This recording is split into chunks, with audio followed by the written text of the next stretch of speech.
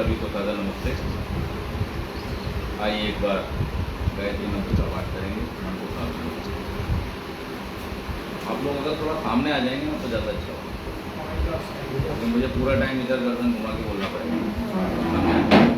आप आगे आ जाओ, कोई बात नहीं। आगे आ जाओ।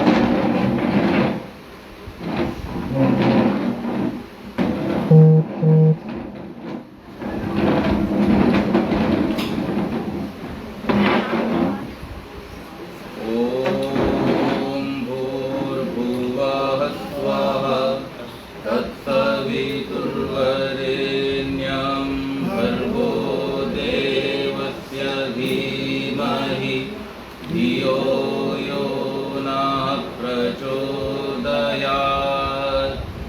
ॐ शन्नो मित्रः शं वरुणः शन्नो भवत्वर्यमा शन्न इन्द्रो बृहस्पतिः शं नो विष्णुरुक्रमः।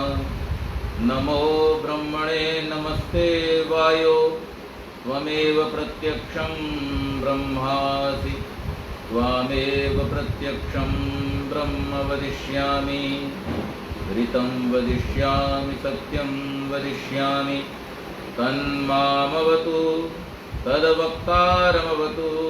अवतु मामवतु वक्तारम् अवतु मामवतु वक्तारम्। वंदनीय मातृशक्ति, धर्म के सज्जनों और जूम के माध्यम से, फेसबुक के माध्यम से जुड़े हुए सभी प्रबुद्ध श्रोताओं, बड़े सौभाग्य का विषय है कि हम सब धीरे धीरे इस रोग की विभीषिका से बाहर निकल करके अब समाजों में, मंदिरों में इकट्ठे होने लगे हैं और प्रत्यक्ष रूप से इन कार्यक्रमों में सम्मिलित होने लगे। एक कवि ने बहुत सुंदर बात कही है, उसमें एक पंक्ति आती है, सुख नहीं रहा तो दुख भी नहीं रहेगा। इस संसार में परमानेंट केवल एक चीज है और उसका नाम है परिवर्तन। परिवर्तन निरंतर होता रहता है, बाकी सब चीजें बदलती रहती हैं। तो इसलिए ऐसे रोग भी आते हैं, शारीरिक कष्ट भी आते हैं, दुख भी आते हैं, आपदाएं भी आती हैं, लेकिन धीरे धीरे फिर से जीवन सामान्य होने लगता है और ये क्रम यूं ही चलता रहता है, चलता रहता है। इसीलिए इसका नाम क्या है? संसार। संसरण जिसमें निरंतर होता रहता है, जो निरंतर गतिशील रहता है, इसीलिए इसका नाम जगत है। और हम जो इस संसार के साथ में निरंतर गतिशील रहते हैं, अतः सातत्य गमने हम आत्मा हैं और हमारी भी गति कभी रुकती नहीं। कहने का अभिप्राय कि ये क्रम जो है, जो बीच में कुछ समय के लिए रुक गया था, अभी फिर से आरंभ हो रहा है, ये बड़े ही शुभ और सौभाग्य की बात है। और इस अवसर का लाभ लेकर हम सब फिर से एकत्र हों और समाज की उन्नति के लिए आगे का जो हमारा प्रयास है, हमारी जो योजनाएं हैं, उन पर पुनर्विचार करके और उसमें हम अपना पुरुषार्थ करें, ये बहुत आवश्यक है। रूस के एक बहुत पुराने गणितज्ञ हुए हैं जिनका नाम था पीडी ओस्पेंस्की। रशिया में ऐसे ही नाम होते हैं, तो उनका नाम क्या था? पीडी ओस्पेंस्की। और उन्होंने एक पुस्तक लिखी। उस पुस्तक की भूमिका में उन्होंने लिखा कि दुनिया में 3 किताबें जो हैं वो बहुत महत्व की हैं। एक आर्गानम जो अरस्तु ने लिखी, दूसरी जो रोजर ब्रायन ने लिखी, नियो आर्गानम, और तीसरी जो मैं लिख रहा हूं, टर्शियम आर्गानम। अब यह आर्गानम जो शब्द है, इसका अर्थ है ज्ञान का सिद्धांत। तो अरस्तु ने क्या लिखा? ज्ञान का सिद्धांत। रोजर ब्रायन ने क्या लिखा? ज्ञान का नया सिद्धांत। और पीडी ओस्पेंस्की क्या लिख रहा है? ज्ञान का तीसरा सिद्धांत। और इस प्रकार से इन्होंने ज्ञान का सिद्धांत, ज्ञान का नया सिद्धांत और ज्ञान का तीसरा सिद्धांत नाम से 3 पुस्तकें लिखी। और वो कहता है कि ये 3 पुस्तकें बहुत महत्व की हैं, हर व्यक्ति को इन्हें पढ़ना चाहिए। यदि ज्ञान है तो फिर उसे बार बार परिवर्तन की आवश्यकता नहीं होनी चाहिए। तो यहां पर एक बात हमें पता चलती है कि जिस ज्ञान की ओस्पेंस्की ने बात की है, अरस्तु ने बात की है या ब्राइन ने बात की है, वो ज्ञान विद्या रूपी ज्ञान नहीं है। वो ज्ञान कैसा ज्ञान है? अविद्या रूपी ज्ञान है। पंडित जी से बंद कर। अविद्या रूपी ज्ञान और विद्या रूपी ज्ञान, ये हमें समझना चाहिए। अविद्या और विद्या में क्या फर्क है? तो वेद इसका उत्तर देते हुए कहता है, अविद्या रूपी ज्ञान वो है जो सांसारिक पदार्थों का सांसारिक नियमों को चलाने के लिए, और जिस ज्ञान को मनुष्य प्राप्त करता है अपने पुरुषार्थ से। तो हमने मोबाइल बनाया, ये किसी शास्त्र में, किसी वेद में लिखा हुआ नहीं। हमने इंटरनेट बनाया, हमने पंखे बनाए, हमने रेलगाड़ी बनाई, हमने मोटर गाड़ी बनाई। ये संसार की जो आवश्यकताएं हैं और संसार में उपस्थित जो पदार्थ हैं, उन पदार्थों से जुड़ा हुआ मनुष्य जैसे जैसे अनुसंधान करता है, खोज करता है, उसका ज्ञान बढ़ता चला जाता है। तो इसमें हमेशा वृद्धि होगी। और इसमें वृद्धि कैसे होगी? ये बात हमें पता चलती है कि पहले जब एक पहला कंप्यूटर बना तो वो इतना बड़ा था कि उसे एक कमरे में रखना पड़ता था, इतने बड़े आकार का। क्यों? क्योंकि उन मशीनों को सूक्ष्मता से नहीं, स्थूलता से बनाया गया। लेकिन जब एक बार बन गया तो फिर उसमें परिमार्जन होता रहा, उसको और सुधारते रहे, और सुधारते सुधारते सुधारते आज हमारा एक छोटा सा हाथ में जो मोबाइल आता है, वो अपने आप में पूरी वो सारी फैसिलिटी, उससे भी ज्यादा फैसिलिटी लेकर के तैयार है जो उस समय के कंप्यूटर में होती थी। पहले मेमोरी के लिए बड़ा झगड़ा होता था कि किसी के कंप्यूटर में 15 MB, 20 MB, 50 MB, 100 MB, उसके बाद धीरे धीरे बड़ी मेमोरी 1 GB हो गई, तो हम शहंशाह हो गए, 1 GB हम स्टोर कर सकते हैं। और आज होते होते हम देखते हैं इतनी बड़ी हार्ड डिस्क होती थी, वो आज एक चिप में आ गई और 200 GB, 250 GB एक छोटे छोटे चिप में हम इकट्ठा कर लेते हैं। तो ये जो भौतिक ज्ञान है निरंतर प्रगतिशील रहेगा, इसमें प्रगति होती रहेगी। पहले पहिया बना, गाड़ी बनी, गाड़ी में पहले क्या किया गया? बैलों को, घोड़ों को, पशुओं को जोड़ा गया। उसके बाद में फिर पशुओं की जगह इंजन बनाया गया, इंजन को जोड़ा गया। इंजन को और पहियों को ऐसे जोड़ा जाता था तो बड़ा सा एक बहुत बड़ा रथ सा दिखाई देता था, क्योंकि कॉन्सेप्ट कहां से था? रथ से था।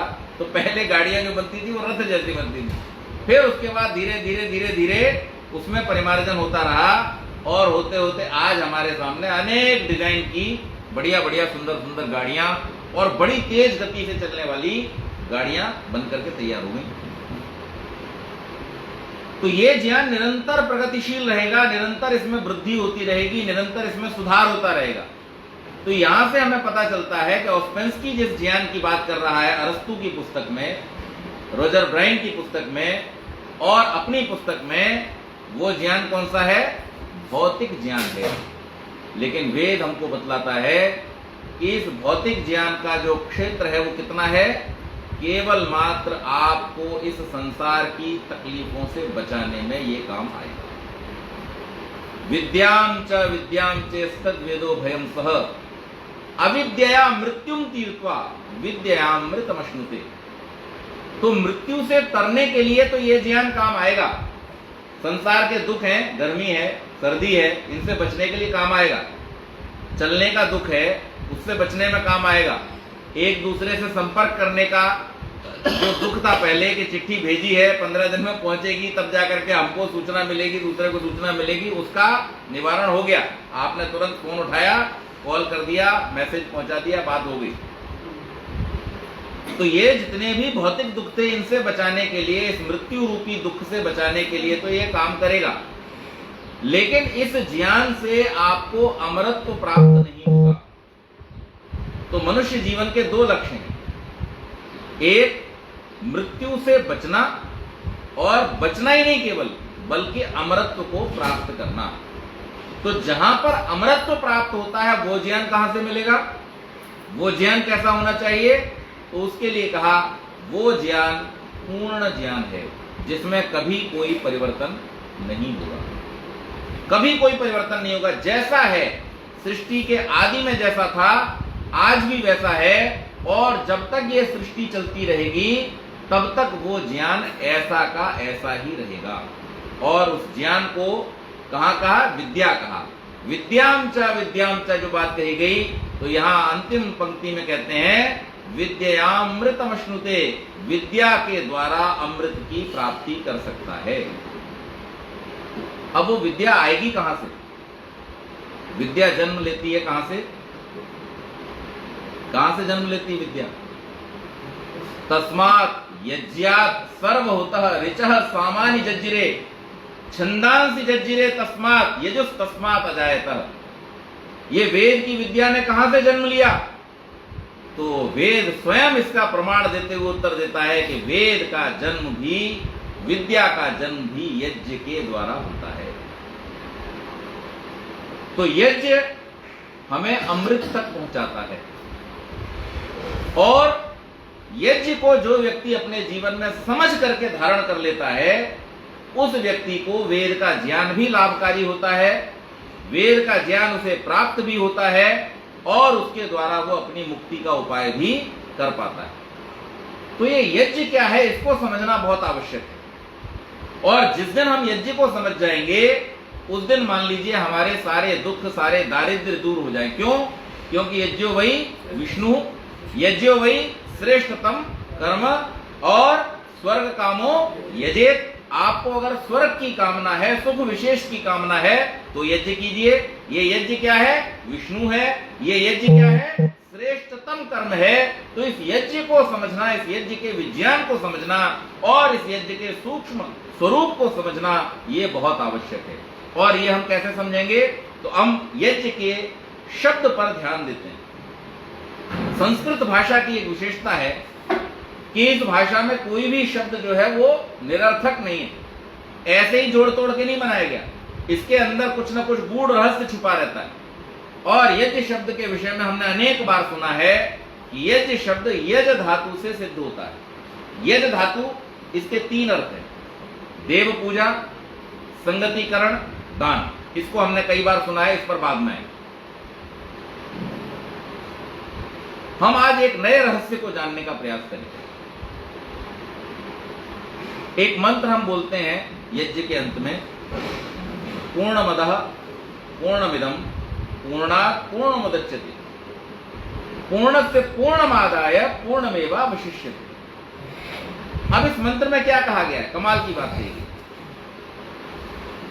पूर्णमदः, वह भी पूर्ण है, पूर्णमिदं, यह भी पूर्ण है,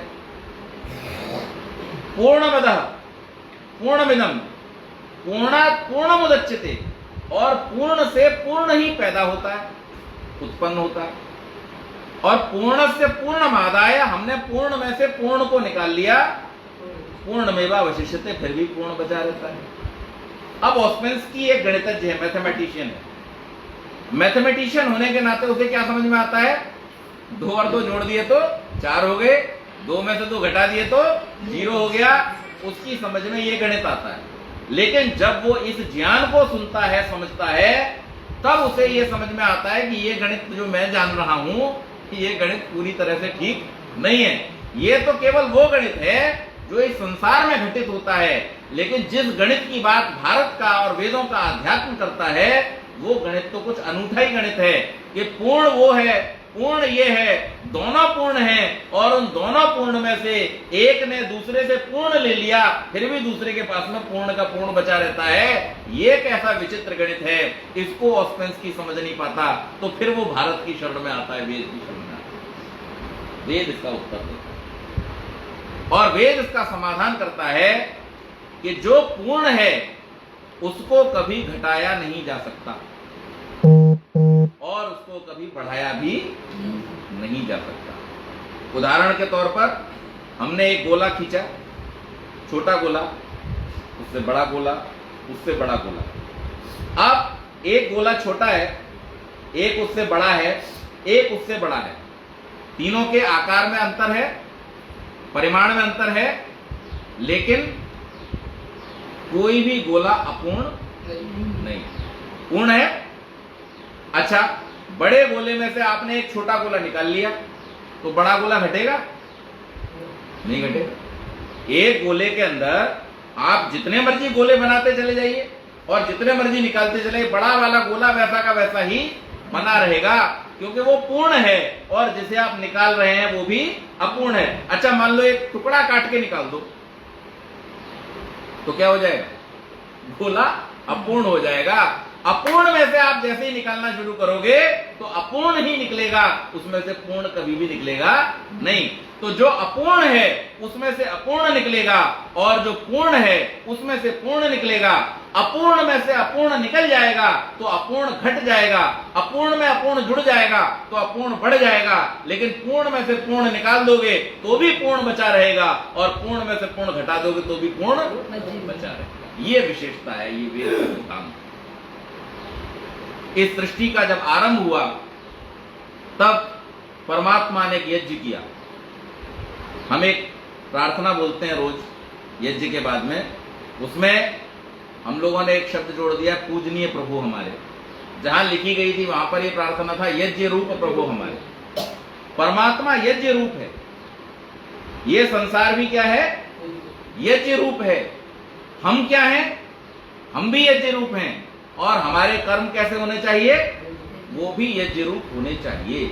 अगर इनमें से कोई भी क्रम हमने बिगाड़ दिया तो वहां पर अपूर्णता हो जाएगी और अपूर्णता होने के कारण से हमें दुख की प्राप्ति होगी, क्योंकि भूमा वही सुखम नाल्पे सुखमस्ति। जो विस्तृत है, जो बड़ा है, जो पूर्ण है, उसमें सुख है। जो अधूरा है, जो छोटा है, जो अपूर्ण है, उसमें सुख नहीं है। आज हमने ये सुंदर यहां पर अग्निहोत्र किया, यज्ञ किया। इस यज्ञ को करने से पहले जो समिधा हमने ली, जो सामग्री हमने ली, जो घी हमने लिया, पंडित जी उसमें यज्ञ विद्यमान था, अग्नि विद्यमान थी या नहीं थी? थी ना? घी के अंदर अग्नि विद्यमान थी, लकड़ी के अंदर अग्नि विद्यमान थी, सामग्री के अंदर अग्नि विद्यमान थी। और इसमें अगर किसी को कुछ भी डाउट हो तो अब जला के दिखा दो, जो राख रह गई है, इसकी अग्नि अब चली गई। इसके अंदर अग्नि पहले से विद्यमान थी, तो हमने जलते हुए को लिया, उसी को जलाया और उससे जला करके अपने यज्ञ को पूर्ण कर लिया। अगर ये जलता हुआ न होता, इसके अंदर अग्नि विद्यमान न होती, तो हम इसे जला नहीं सकते थे। राख को आप नहीं जला सकते, आप कैसे जला सकते हो? जिसके अंदर अग्नि विद्यमान है। तो परमात्मा ने इस संसार को जिन तत्वों से बनाया उनमें क्या विद्यमान था? अग्नि विद्यमान थी। वो अपने आप में पूर्ण थे और उन पूर्ण तत्वों से परमात्मा ने संसार को पूर्णता के साथ में बनाया। क्यों पूर्णता के साथ में बनाया और कैसे बनाया? क्योंकि उस परमात्मा का सामर्थ्य भी बोलो पूर्ण था और उस परमात्मा का ज्ञान भी पूर्ण था। जब सब कुछ पूर्ण था तब उसने इस संसार को भी पूर्णता के साथ में, कितने प्राणी है संसार में? आज हम गिनती करना चाहें, विज्ञान हजारों वर्षों से खोज में लगा हुआ है, ऋषि मुनि खोज में लगे रहे, लेकिन आज तक भी कोई इस बात का दावा नहीं कर सकता कि इस संसार में जो प्राणी है उनकी संख्या कितनी है। संख्या तो छोड़ दो, कितने प्रकार के प्राणी हैं ये भी अभी कोई बता नहीं सकता। ये ज्ञान परमात्मा का। अब आप देखना शुरू करें कि इतने प्रकार के प्राणी जिसको लाखों करोड़ों मनुष्य लाखों वर्षों से पहचानते पहचानते थक गए, अभी तक भी नहीं पहचान पाए, लेकिन उस हर प्राणी को जन्म देते समय उसके भोग की व्यवस्था जिसने पहले से करके रखी है, बोलो उसका ज्ञान कितना बड़ा ज्ञान होगा। वो पूर्ण ज्ञानी है, वो सबका ज्ञान रखता है और सबका ज्ञान ही नहीं रखता, सबके किए हुए कर्मों का भी बराबर भोग बराबर फल वो सबको देता है। अभी आदरणीय सिंह साहब सुना रहे थे कि सुअर के शरीर में व्यक्ति चला गया, फिर भी जिजीविषा है, फिर भी जीने की इच्छा है, मर न जाऊं जीता रहूं, लेकिन वो जीता है और वो मरता है, उसका जो भोग्य पदार्थ होता है, इस सब की व्यवस्था कि वो किस शरीर में जाएगा, क्या खाएगा, कहां से आएगा, ये कौन करता है? ये वो परमात्मा करता है, उसका ज्ञान पूर्ण है। और जब वो भेजता है तब जाना पड़ता है, और जब वो बुलाता है तो यहां से छुट्टी भी करनी पड़ती है। न आप अपनी मर्जी से आ सकते हो और न आप अपनी मर्जी से बोलो जा सकते हो, न अपनी मर्जी से कुछ लेके आ सकते हो और न ही अपनी मर्जी से कुछ यहां से लेकर के जा सकते हो। जो इतना सामर्थ्यवान है कि संसार के करोड़ों करोड़ प्राणियों की इस बात की भी व्यवस्था कर देता है कि न तो कुछ लेके आ पाएगा और न यहां से कुछ लेके जा पाएगा। इसके लिए वेद कहता है सहस्त्राक्षः, असंख्य आंखों से वो हर समय हमको देख रहा है, उसकी आंखों से हम कभी बच नहीं पाते। ये पूर्ण है। और इसलिए जो व्यक्ति अपने जीवन में इस यज्ञ की भावना को समझ लेता है जिससे परमात्मा ने संसार को बनाया, जो व्यक्ति संसार में उत्पन्न हुए उस ज्ञान को समझ लेता है जिसको परमात्मा ने यज्ञ से उत्पन्न किया, वो व्यक्ति फिर अपने जीवन में पूर्णता की ओर आगे बढ़ जाता है। इसलिए ऑस्पेंसकी घबराया हुआ है, वो कह रहा है कि अरे मेरा गणित तो मुझे बताता है कि 2 में 2 जोड़ा तो 2 खत्म, 4 बन गया, और 2 में से 2 घटा दिया तो 2 0 रह गया। अब 2 में से 2 घटा करके 0 और 2 में 2 जोड़ करके 4 वाला गणित मैं पढ़ा हुआ हूं। ये पूर्ण में से पूर्ण निकाल के पूर्ण बच जाता है और पूर्ण में पूर्ण जोड़ करके पूर्ण बच जाता है और दोनों पूर्ण बने रहते हैं। ये गणित मुझे कैसे समझ में आएगा? इसके लिए वो चकित हुआ है, आश्चर्यचकित हुआ। हमारे ऋषियों ने हमको समझाया, लेकिन हम गलती वहां कर देते हैं जब हम पूरी तरह से इसको समझने की कोशिश नहीं करते। और समझेंगे कब? समझेंगे तब जब हम थोड़ा सा एक टूल भगवान ने हमको दिया है जिसका नाम है मन। मन, उस मन को जब हम लगा देते हैं किसी काम में, तब हमें उसके रहस्य उजागर होते हैं। वेद स्वयं इस बात का प्रमाण देता है पंडित जी, यह जागृतो दूरम उदयति दैवम तदु सुप्तस्य तथैवैति दूरम गमम ज्योतिषाम ज्योतिरेकम तन्मे मनः शिव संकल्पमस्तु येनेदं भूतम भुवनम भविष्यत् परिग्रहीतम अमृतेन सर्वम यस्मिन् ऋचः सामयजुगवंशी यस्मिन् प्रतिष्ठिताः। जो वेद के ज्ञान को प्रतिष्ठित करने वाला, जो भूत भविष्य वर्तमान का जानने वाला, जो दूर दूर तक गति करने वाला है, वो कौन है? मेरा मन है। अब मैं अपने मन का अगर प्रयोग न करूं तो ये ऐसा हो गया कि जैसे मैं गाड़ी खरीद के रख तो लूं अपने घर पे, लेकिन कभी उसकी सवारी नहीं। प्रारब्धों के कारण से, हमारे पूर्व जन्मों के शुभ कर्मों के कारण से परमात्मा ने हमें मनुष्य का शरीर दे दिया और हमारी परिभाषा भी बतला दी, मत्वा कर्माणि सिद्ध्यति। अरे तू मनुष्य है, तुझे मनन पूर्वक हर कार्य को करना है, अर्थात अपने हर कार्य को करते समय तुझे अपने इस मन का प्रयोग करना है जो शक्ति मैंने तुझे दी है। लेकिन जो व्यक्ति अपने कार्य को मन लगा करके नहीं करता है, वो कभी उसके रहस्य का आनंद प्राप्त नहीं कर पाता। यज्ञ धातु क्या कहती है? तो परमात्मा यज्ञ है, क्योंकि उसने इस संसार को बनाया।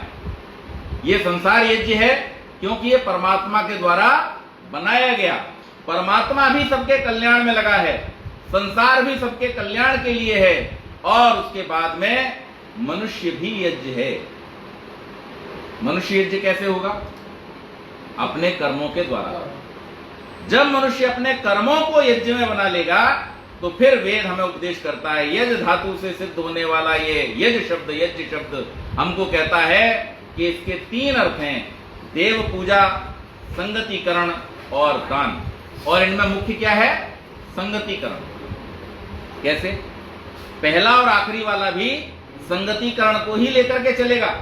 अगर संगतिकरण नहीं होगा तो देव पूजा भी नहीं हो पाएगी, और संगतिकरण नहीं होगा तो दान भी नहीं हो सकता है। कैसे?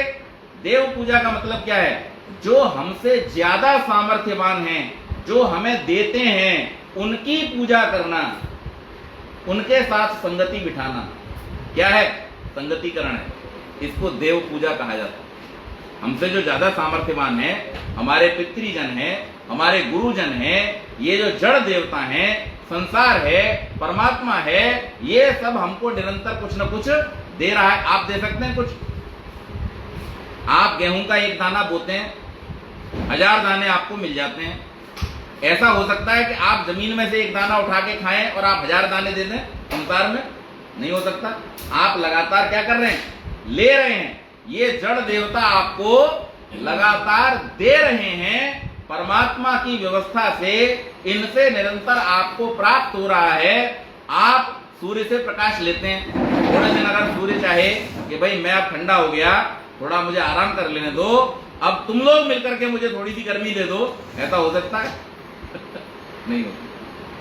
पृथ्वी इतने दिन से हमें आश्रय दिए हुए है, खरबों वर्षों से, अरबों वर्षों से, और अगर पृथ्वी थोड़े दिन के लिए छुट्टी मांग के कहते भाई देखो अब तक मैं तुम्हें संभाल लेती, अब नीचे लग जाओ जरा, जैसे हमने कहानियां बना ली है ना, कछुए की पीठ पे, गाय के सींग पे, तो क्या कोई ऐसी गाय, क्या कोई ऐसा कछुआ, क्या कोई ऐसा मनुष्य है जो सब मिलकर के इस पृथ्वी को थोड़े दिन संभाल लें? ऊपर वायु, चंद्रमा, जल, कितने पदार्थ इस संसार में हैं, ये सब हमारे जीवन को चलाने वाले जो पदार्थ हैं, ये जड़ देवता हैं। ये निरंतर हमें देते हैं। अच्छा, माता पिता बच्चे को जब वो असहाय होता है, असमर्थ होता है, छोटा सा होता है, न अपनी बात कह सकता है, न किसी की बात समझ सकता है, उस समय में अपनी बुद्धि से उसकी सब आवश्यकताओं को समझ करके, उसके बारे में जो जरूरी है वो सीख करके और फिर उसका पालन पोषण करते हैं। क्या बच्चे का ये सामर्थ्य है कि माता पिता को उस स्थिति में जाकर के पाल सके? रिवर्स है ही नहीं, एक गति में चल रहा है। वो अपने बच्चों को पालेगा लेकिन माता पिता को नहीं। तो माता पिता कौन है? देव हैं, दिया है। उन्होंने जन्म दिया, उन्होंने पालन पोषण किया, उन्होंने हमें सहारा दिया, उन्होंने हमें विद्या दी, ज्ञान दिया, इसके द्वारा उन्होंने हमको सिर्फ दिया है। जो दिया है इस कारण से वो क्या हो गए? देव हुए। इसी प्रकार से हमारे गुरुजन, हमारे आचार्य, हमारे ऋषि, हमारे पूर्वज, जिन्होंने हमें ज्ञान विज्ञान दिया है, वो भी क्या हुए? हमारे गुरुजन हुए। तो ऐसे लोगों की संगति करना, अर्थात ऋषियों के लिए महर्षि मनु क्या लिखते हैं कि ऋषियों का तर्पण होगा, उनकी तृप्ति होगी स्वाध्याय के द्वारा। पितरों का तर्पण, उनकी तृप्ति होगी सेवा के द्वारा। अतिथि का तर्पण, उसकी तृप्ति कैसे होगी? स्वागत और भोजन के द्वारा, अन्न के द्वारा।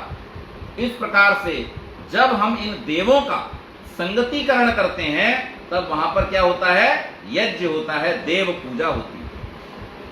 और जो हमारे बराबर वाले हैं, हमारे साथ वाले हैं, उनके साथ में मिलकर के जब हम कार्य करते हैं समाज की उन्नति के लिए, राष्ट्र की उन्नति के लिए, जब हम उनके साथ में मिलकर के कार्य करते हैं तब ये क्या होता है? संगतिकरण होता है। आप अगर बराबर वालों के साथ में न चलना चाहें, आगे आगे भागना चाहें, तो आप दौड़ तो जीत सकते हैं लेकिन आप कोई संगठनात्मक एक्टिविटी नहीं कर सकते। आप एक ऑर्गेनाइजेशनल स्ट्रक्चर नहीं बना सकते।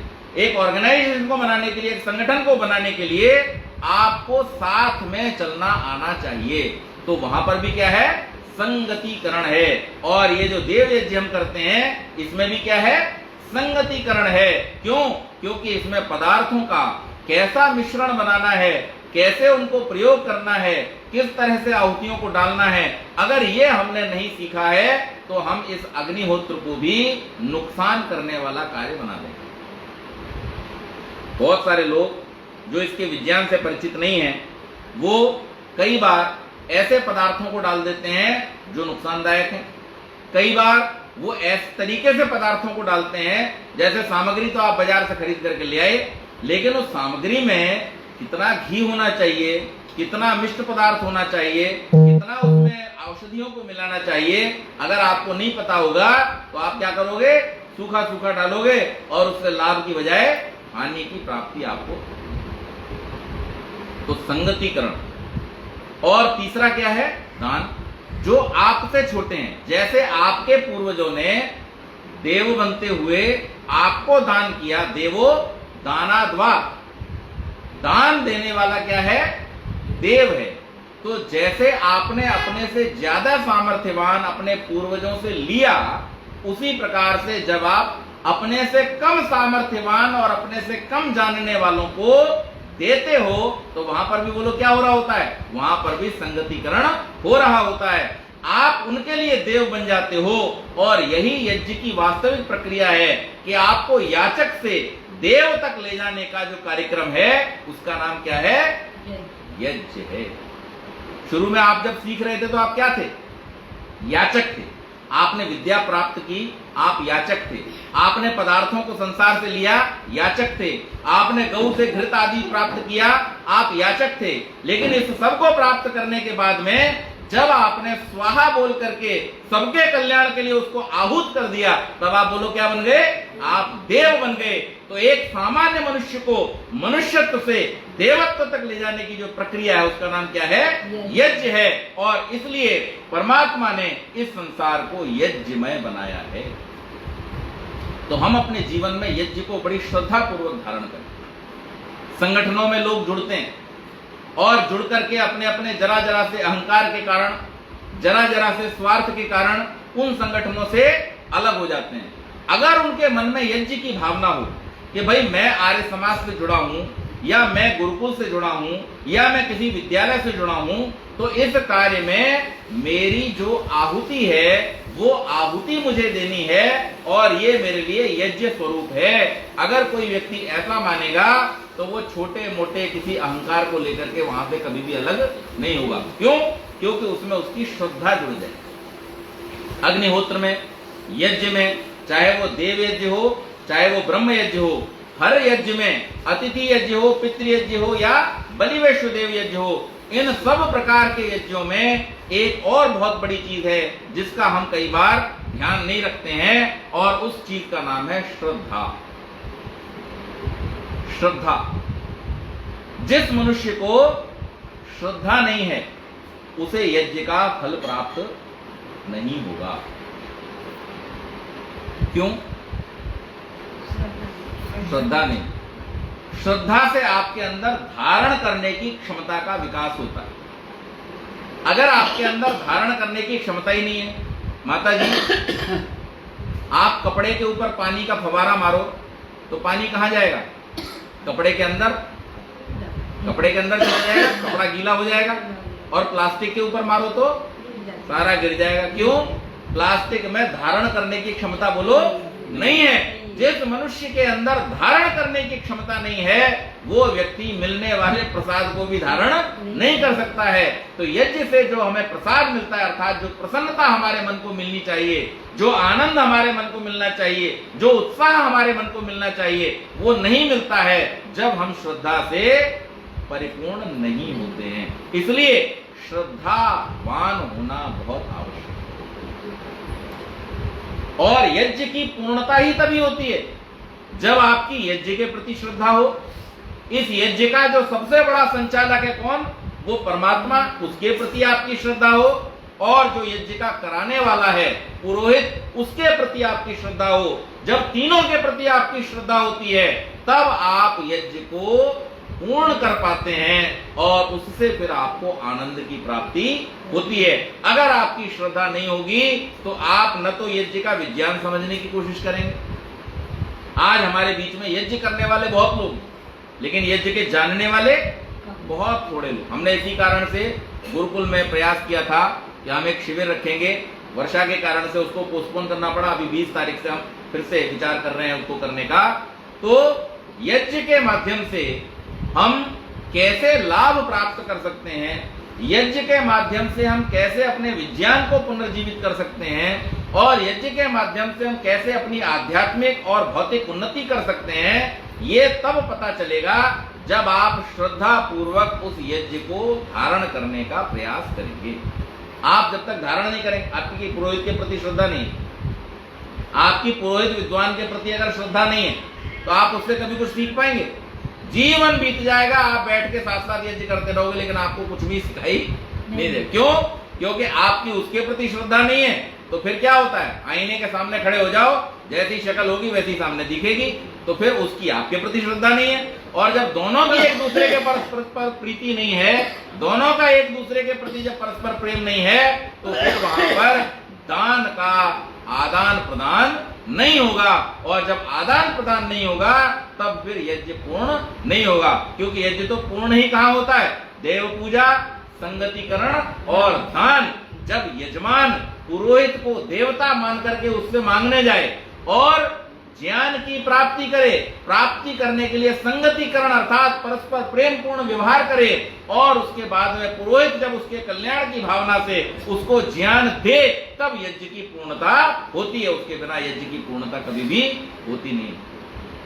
यज्ञ पूर्ण ही तब होगा परस्पर प्रेम के द्वारा। स्वामी जी से जब पूछा गया कि मानव का सबसे बड़ा धर्म क्या है, तो ऋग्वेद के अंतिम सूक्त को उठाते हैं। ऋग्वेद आदि भाष्य भूमिका में स्वामी जी लिखते हैं, मनुष्य का सबसे बड़ा धर्म है संगच्छध्वम संवदध्वम संभो मनांसि जानताम देवा भागम यथा पूर्वे सम जानाना उपासते। अरे अगर मनुष्य एक दूसरे के पास बैठ करके उसके मन की बात को सुन ले, उसके मन की बात को जान ले और उसके अनुसार उसको सहयोग कर दे, दूसरा उसको अपना आशीष दे दे, तो बस ये मनुष्य का सबसे बड़ा धर्म है। इसी से ज्ञान विज्ञान फैलता है, इसी से राष्ट्र की सुरक्षा होती है, इसी से समाज का निर्माण होता है और इसी से यज्ञ की पूर्णता होती है। जो आपस में पास में बैठ नहीं सकते, जो एक दूसरे की बात सुन नहीं सकते, जो एक दूसरे की बात समझ नहीं सकते, वो लोग कभी भी यज्ञ करने वाले हो ही, वो आग में घी डालने वाले तो हो सकते हैं आप सब हिंदी पढ़े लिखे हैं, आपको मुहावरे मालूम है। आग में घी डालने वाला होना और यज्ञ करता होना, ये दो अलग अलग बातें हैं। यज्ञ कर्ता के अंदर विनम्रता, श्रद्धा, प्रेम, दान, समर्पण, ये भाव जब तक नहीं आते हैं, क्योंकि यज्ञ क्या है, स्व माने मैं, कहां तक पहुंचना है मुझे, मेरी यात्रा कहां तक होनी चाहिए, स्वाहा अर्थात समर्पण। जब मैं अपना समर्पण कर देता हूं तब मेरा यज्ञ बोलो पूर्ण होता है। अगर मैंने इसकी प्रक्रिया को बिगाड़ दिया, कहीं पर भी अगर मैंने अपने इस चक्र को तोड़ दिया, तो मैं कुछ भी हो सकता हूं, लेकिन यज्ञ को पूर्ण। इसलिए हमें ये चाहिए कि अपने जीवन में पूर्णता को प्राप्त करने, क्योंकि पूर्ण नहीं होगा तो आनंद नहीं मिलेगा। हम यज्ञ को अगर मान लीजिए गायत्री मंत्र बोल करके छोड़ दें और एंड में 3 आहुतियां जो हम लगाते हैं, सर्वम वही पूर्णम स्वाहा, ये न लगवाया तो बुद्धि राजा जी उठने नहीं देंगे पंडित जी। आप बोले सर्वम वही पूर्णम तो करो, अभी पूर्ण कहां हुआ, सारे मंत्र बोल दिए फिर भी यज्ञ पूर्ण नहीं हुआ। क्यों नहीं पूर्ण हुआ, अरे अभी सर्वम वही पूर्णम तो बोला ही नहीं है। ये सर्वम वही पूर्णम स्वाहा का मतलब क्या है, कि हे परमेश्वर आपने मुझे जो कुछ दिया था, ईशावास्यम इदं सर्वम यत् किंच जगत्याम जगत तेन त्यक्तेन भुंजीता, अरे मैंने क्या किया, ये सामग्री मिली थी, ये घी मिला था, ये समिधा मिली थी, त्याग कर दिया, त्याग पूर्वक इसकी सुगंधि को मैंने धारण भी कर लिया, भोग भी कर लिया है। अब मैं आपसे पूर्णता की प्रार्थना, सामग्री की प्लेट में बगल में रखे रहता, घी का डब्बा में बगल में रखे रहता और केवल लकड़ियों में आग लगा करके कहता सर्वम वही पूर्णम स्वाहा, तो क्या मेरा यज्ञ पूर्ण होता? नहीं। जब सर्वम पूर्ण कर दिया, जब पूर्ण आहुति हमने दे दी, जब हमने अपने सब अर्जित किए हुए को लोक कल्याण के लिए, परमेश्वर की आज्ञा पालन के लिए समर्पित कर दिया, तब हमारा यज्ञ बोलो पूर्ण होता है। और तब इस यज्ञ की पूर्णता हमको पूर्णता देने वाली होती है, हमें आनंद देने वाली होती है, हमें सुख देने वाली होती है। आनंद पूर्ण है, सुख पूर्ण नहीं। ये एक उदाहरण से समझ लें हम बात। सुख अपूर्ण है और आनंद पूर्ण है, इसको समझिए। आप एक रोटी खाइए, आपको सुख मिलेगा, मिलेगा कितनी देर तक के लिए, 1 घंटा 2 घंटा, उसके बाद खत्म। अब वो पहले वाली रोटी कुछ काम की रही? नहीं, वो पहले वाली रोटी का सुख समाप्त। लेकिन एक रोटी आपने किसी को दे दी, आनंद मिला, अब ये खत्म हो गया कभी? कभी खत्म नहीं होगा। जब तक आप जीवित रहोगे, जब तक आप रहोगे, जब तक आपको स्मृति रहेगी, तब तक ये आनंद आपके साथ में बना रहेगा। ये फर्क है सुख का और आनंद का। सामग्री को जेब में रख लेना, सामग्री से मेरा मतलब केवल हवन की सामग्री मत समझना। सामग्री का मतलब आपने जो कुछ भी पुरुषार्थ से इस संसार में प्राप्त किया है, ये मालटाल अपना कुछ भी नहीं है। ईशावास्यमिदं सर्वम, मालिक तो असली वही है, परमेश्वर वही रखेगा। तुम्हें एक तिनका भी यहां से उठा करके ले जाने नहीं देगा। आपने बड़े पुरुषार्थ से, बड़े शुभ कर्मों से प्राप्त तो कर लिया, लेकिन अगर इस प्राप्त किए हुए का सही उपयोग नहीं किया, इसके द्वारा यज्ञ नहीं किया, तो निश्चित मान लेना कि बाहर जो सामग्री पड़ी रह जाती है ना, उसे तो सेवक झाड़ करके बाहर कचरे में फेंक देता है। काम की वही सामग्री है जो यज्ञ की अग्नि के अंदर पहुंच गई। जो अग्नि के अंदर पहुंच गया वो सफल हो गया, और जो बचने का प्रयास करता रहा वो बोलो निष्फल हो गया, उसका कोई फल प्राप्त नहीं होगा। इसलिए हम भी इस पुरुषार्थ से प्राप्त किए हुए मालटाल को, जो हमने यहीं से प्राप्त किया, लेके हम कुछ नहीं आए, लेके जाएंगे भी कुछ नहीं, अगर इसका हम सही उपयोग कर लें तो बोलो क्या होगा? हम अपने जीवन को सफल कर लेंगे, हम इस यज्ञ को सफल कर लेंगे और इसके आनंद को हम प्राप्त कर लेंगे। तो मनुष्य को ये चाहिए कि अपने जीवन में यज्ञ की भावना को लेकर के आए। 2 और 2 4 का गणित आपको कभी भी सुख नहीं देगा। जिस दिन आप इस बात को समझ लेंगे कि पूर्णता लेने में नहीं देने में है, उस दिन आपको आनंद आना शुरू हो जाएगा। जो आनंद आपको मिलना शुरू हो जाएगा वो कभी मरने वाला नहीं है, वो सदैव बना रहेगा। आप सुख की इच्छा करते हैं कि आनंद की इच्छा करते हैं, आप यज्ञ की इच्छा करते हैं कि स्वार्थ की इच्छा करते हैं, ये निर्धारण स्वयं आपको करना है। और इसी के लिए परमात्मा ने आपको मन रूपी शक्ति दी है। तो इसको हम शिव संकल्प वाला बनाएं, अच्छे संकल्पों वाला बनाएं, और श्रेष्ठ कर्मों के द्वारा, यज्ञीय कर्मों के द्वारा अपने जीवन में पूर्णता की सिद्धि करने के लिए प्रयत्नशील हों। राम में और रावण में एक ही अंतर, रावण जो युद्ध लड़ता है उस राजा को बंदी बना लेता है और राज्य के ऊपर अपना कब्जा जमा लेता है, और अपने आप को क्या कहता है? त्रिलोक विजयी। मैंने तीनों लोकों में कोई राजा ऐसा नहीं जिसको हराया नहीं, उसको बंदी नहीं बनाया, उसके राज्य पे कब्जा नहीं किया। और राम क्या करते हैं? जहां जाते हैं युद्ध जीतते हैं। युद्ध जीतने के लिए अगर सामने वाले को मारना आवश्यक है, कोई अधर्मी है तो उसे मारते हैं, लेकिन कभी राज्य पे कब्जा नहीं करते। बाली से छीन करके सुग्रीव को दे देते हैं, रावण से छीन करके विभीषण को दे देते हैं। उन्हें किसी प्रकार का लोभ, लालच और आपाधापी की आकांक्षा नहीं है। जो देता है वो देव बन जाता है, और जो लेता है वो याचक बन जाता है। याचक हमेशा याचक रहेगा और देने वाला हमेशा देव रहेगा। देवत्व की ओर हम आगे बढ़ें। याचक तो सबको शुरू में बनना पड़ता है, लेकिन याचक बनकर के जो देवत्व तक नहीं पहुंचा उसका जीवन असफल है। जो याचक बन के देवत्व तक पहुंच गया उसी का जीवन सफल है। तो ये 5 मिनट का अधिक समय मैंने ले लिया। मैं क्षमा चाहते हुए अपनी वाणी को यहीं विराम देता हूँ। बहुत बहुत धन्यवाद।